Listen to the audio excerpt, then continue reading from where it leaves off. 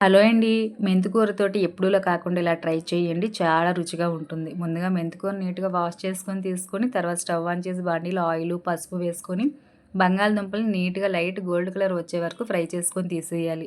తర్వాత ఆవాలు, జీలకర్ర, బిర్యానీ ఆకు, ఎండుమిరపకాయలు, పచ్చిమిరపకాయలు వేసుకొని దగ్గరికి మగ్గించుకున్న తర్వాత టమాటాలు నార్మల్ కర్రీ కన్నా 1 టమాటో ఎక్స్‌ట్రానే వేసుకోండి. ఎందుకు అంటే ఈ కర్రీ కొంచెం చిరుచేదులాగా అనిపిస్తుంది కదా! అందుకు గాను మీకు ఇష్టం ఉన్నట్లయితే చింతపండు జ్యూస్ కూడా వేసుకోవచ్చు దీని ప్లేస్‌లో. తర్వాత అల్లం, వెల్లుల్లి, టమాటో, సాల్ట్ వేసుకొని మగ్గించుకొని, మెంతికూరను కూడా వేసుకొని మగ్గించుకున్న తర్వాత బంగాళదుంపలు ఫ్రై చేసి ఉంచినవి వేసేసి, ధనియా, జీరా పౌడరు, రెడ్ చిల్లీ పౌడరు మీ ఫ్లేవర్‌కి తగ్గట్టుగా వేసుకొని, లాస్ట్‌లో కాస్తంత సాల్ట్ కూడా ఎక్స్ట్రా చెక్ చేసుకొని వాటర్ వేసుకోండి. తక్కువ మాత్రమే వాటర్ వేసుకోండి. ఎక్కువ అవసరం లేదు.